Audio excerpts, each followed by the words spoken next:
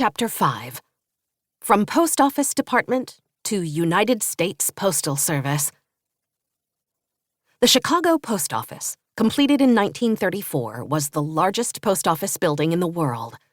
It covered more than 2 million square feet of floor space. It could process 35 million letters, as well as 500,000 mail bags full of newspapers and parcels every day. Each day, 125 trains carried mail to and from a station underneath the building. Its lobby, in the Art Deco style, was lavish, with marble and gold glass mosaic tiles. But in October 1966, processing the mail there came to a jarring halt. By then, most mail was carried in trucks, not on trains. There was not enough room for these trucks to dock and unload. They stretched in long lines around the post office. Trains stuffed with mail bags remained under the building. Mail volume had increased dramatically since 1934, but the number of regular postal workers had not.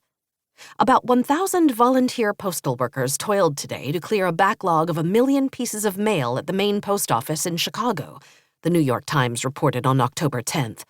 The backlog got worse. At the peak of the crisis in Chicago, 10 million pieces of mail were logjammed. The sorting room floors were bursting with more than 5 million letters, parcels, circulars, and magazines that could not be processed, Postmaster General Lawrence F. O'Brien later explained to Congress. Outbound mail sacks formed small gray mountain ranges while they waited to be shipped out. Our new and beleaguered Chicago postmaster summed it up pretty well when he said we had mail coming out of our ears.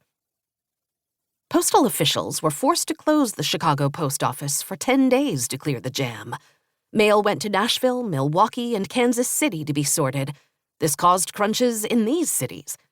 At one point, the post office considered burning piles of undelivered marketing mail, advertising flyers sent to every address in the city.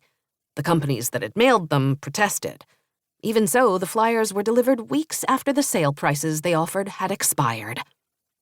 The post office and Congress worried that the Chicago crisis would happen again, there or in other places.